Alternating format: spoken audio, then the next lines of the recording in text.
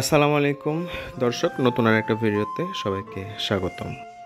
আজকের ভিডিওটি তৈরি হতে যাচ্ছে কলকাতা চিড়িয়াখানা নিয়ে, যেটি আলিপুর চিড়িয়াখানা হিসেবে বেশি পরিচিত। হাওড়া, ধর্মতলা ও শিয়ালদহ থেকে 10 টাকা ভাড়ায় বাসযোগে আপনারা চলে আসতে পারবেন এই চিড়িয়াখানায়, অথবা ট্যাক্সি যোগেও আসতে পারবেন কলকাতার যে কোনো স্থান থেকে। আজকে আমরা জানবো আলিপুর চিড়িয়াখানা সম্পর্কে। আলিপুর চিড়িয়াখানার এন্ট্রি ফি 50 টাকা। গেটের মধ্যে ঢুকতেই পেয়ে যাবেন একটি ম্যাপ, যা দেখে আপনারা মোটামুটি একটি আইডিয়া নিতে পারবেন এবং প্ল্যান করতে পারবেন কোথা থেকে ঘোরা শুরু করবেন। চিড়িয়াখানায় ঢুকতেই হাতে ডানে একটি রেস্টুরেন্টও পেয়ে যাবেন। এখানে ঢুকে হালকা নাস্তা সেরেও আপনারা ঘোরাঘুরি শুরু করতে পারেন। আপনারা যদি দ্রুত চিড়িয়াখানা ঘুরতে চান তাহলে এখানে গাড়িতেও ঘুরতে পারবেন। গাড়ির জন্য আপনাদের পে করতে হবে জনপ্রতি 100 টাকা। আমরা গাড়িতেই ঘুরেছি পুরো চিড়িয়াখানা। চলুন জেনে নেওয়া যাক আলিপুর চিড়িয়াখানার ইতিহাস সম্পর্কে। আলিপুর পশুশালা ভারতের প্রাচীনতম বিধিবদ্ধ চিড়িয়াখানা এবং কলকাতার একটি প্রধান পর্যটন কেন্দ্র। 1876 সালে এই চিড়িয়াখানা প্রতিষ্ঠিত হয়। এর আয়তন 45 একর। এটি অধুনামিত অদৈত্যক নামক একটি অ্যালডেব্রা দৈত্যাকার কচ্ছপের আবাসস্থল হিসেবে খ্যাতি অর্জন করেছিল। মৃত্যুকালে এই কচ্ছপটির বয়স ছিল 250 বছরেরও বেশি। এখানে কয়েকটি বন্দি প্রজনন প্রকল্প চালু রয়েছে। তার মধ্যে একটি হলো মণিপুর ব্রো অ্যাটলান্টার হরিণ প্রজনন প্রকল্প। বিগত কয়েক দশক ধরে আলিপুর চিড়িয়াখানা কর্তৃপক্ষ ছোট খাঁচায় পশু পাখি রাখা ও প্যান্থেরা হাইব্রিড প্রকল্পের জন্য চিড়িয়াখানা সম্প্রদায় ও সংরক্ষণবাদীদের দ্বারা সমালোচিত হচ্ছে।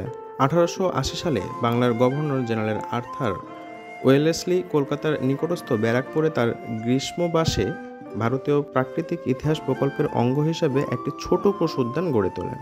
আর্থার ওয়েলেসলি তার দাদা ভারতের গভর্নর জেনারেল রিচার্ড ওয়েলেসলির সঙ্গে ইংল্যান্ডে ফিরে গেলে বিশিষ্ট স্কটিশ চিকিৎসক প্রাণীতত্ত্ববিদ ফ্রান্সিস বুকানন হ্যামিল্টন এই পশুগুলোর রক্ষণাবেক্ষণের ভার নেন।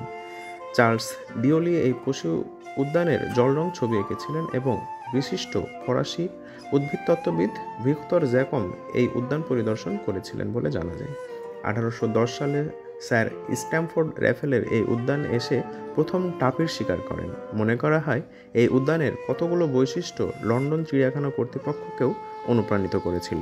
এরপর বিশ্বের বিভিন্ন শহরে চিড়িয়াখানা স্থাপিত হতে থাকলে কলকাতার ব্রিটিশ সম্প্রদায়ও এই পশু উদ্যানটিকে একটি বিধিবদ্ধ চিড়িয়াখানার রূপ দেওয়ার কথা ভাবতে থাকেন।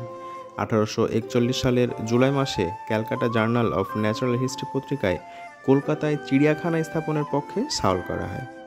1873 সালে lieutenant governor sir Richard temple কলকাতায় একটি চিড়িয়াখানা স্থাপনের প্রস্তাব দেন। সরকার এশিয়াটিক সোসাইটি ও এগ্রি হর্টিকালচার সোসাইটিকে যৌথভাবে চিড়িয়াখানা স্থাপনের জন্য জমি প্রদান করে। 1876 সালে 1 জানুয়ারি প্রিন্স অফ ওয়েলস সপ্তম এডওয়ার্ড আনুষ্ঠানিকভাবে চিড়িয়াখানাটির উদ্বোধন করেন কলকাতার আভিজাত শহরতলি আলিপুর অঞ্চলে।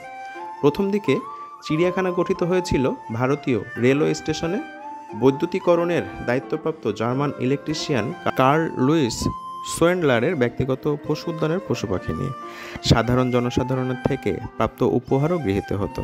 চিড়িয়াখানার প্রথম দিকে যে পশু পাখিগুলো ছিল সেগুলি আফ্রিকান বাফেলা, জ্যাঞ্জিবার ভেড়া, গৃহপালিত ভেড়া, 4 সিংহ বিশিষ্ট ভেড়া, শঙ্কর, কাশ্মীরি ছাগল, ইন্ডিয়ান অ্যান্টেলোপ, ইন্ডিয়ান গেজেল, সম্বার হরিণ, চিত্রা হরিণ ও প্যারা হরিণ। অদৈত্য নামের অ্যালডেব্রা দৈত্যাকার কচ্ছপটি প্রথম থেকেই চিড়িয়াখানায় ছিল কিনা তা জানা যায় না। 1886 সালে প্রথম দিকে ব্যারাকপুর পার্কের পশুগুলোকে চিড়িয়াখানায় নিয়ে এলে চিড়িয়াখানার আকার উল্লেখযোগ্যভাবে বৃদ্ধি পায়। 1876 সালের 6 মে জনসাধারণের জন্য চিড়িয়াখানার দরজা উন্মুক্ত করে দেওয়া হয়। ভারতীয় ও ব্রিটিশ অভিজাত ব্যক্তিদের দানে এই চিড়িয়াখানা পুষ্ট হতে থাকে। ময়মনসিংহের রাজা সুকান্ত আচার্যের সামনে এখানকার ওপেন এয়ার টাইগার এনক্লোজারটি নামকরণ হয় ময়মনসিংহ এনক্লোজার। এছাড়া মহীশূরের রাজা চতুর্থ কৃষ্ণরাজ ওয়াদিয়ার তার পশু উদ্যান থেকে অনেক পশু দান করেছিলেন এখানে। প্রথম দিকে এটিকে সম্মানিক ম্যানেজিং কমিটি এই চিড়িয়াখানা চালাতো। এই কমিটির সদস্য ছিলেন সোয়েন্ডলার ও বিখ্যাত উদ্ভিদবিদ জর্জ কিং। চিড়িয়াখানার প্রথম ভারতীয় সুপারিনটেন্ডেন্ট ছিলেন রাম ব্রাহ্মণ স্যানল। তিনি এই চিড়িয়াখানার অনেক উন্নতি করেছিলেন এবং সেই যুগে বন্দি প্রযোজনে সাফল্য অর্জন করেছিলেন। আলিপুর পশুশালার আয়তন 45 একর। গত 50 বছর এই চিড়িয়াখানার বিস্তার সম্ভব হয়নি। এখানে একটি সরীসৃপ ভবন, একটি বনমানুষ ভবন, একটি হস্তি ভবন ও একটি প্যান্থার ভবন রয়েছে। প্যান্থার ভবনের পিছনে বাঘ ও সিংহের জন্য ওপেন এয়ার এনক্লোজার রয়েছে। একটি আলাদা শিশুদের চিড়িয়াখানাও রয়েছে। চিড়িয়াখানার মাঝের জলাশয়ে প্রচুর পরিযায়ী পাখি আসে। চিড়িয়াখানার সম্মুখস্থ রাস্তার উল্টো দিকে চিড়িয়াখানা অনুমোদিত কলকাতা অ্যাকোয়ারিয়াম অবস্থিত।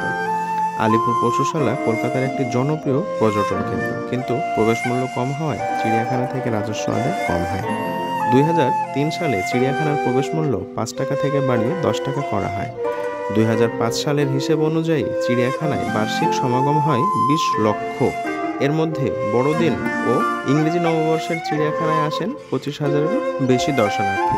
আলিপুর চিড়িয়াখানায় রয়েছে কুমির, রয়্যাল বেঙ্গল টাইগার, আফ্রিকান সিংহ, জাগুয়ার, জলহস্তী, ভারতীয় একশৃঙ্গ বিশিষ্ট গন্ডার, reticulated giraffe, grand zebra, emu, dromedary camel ও ভারতীয় হাতি।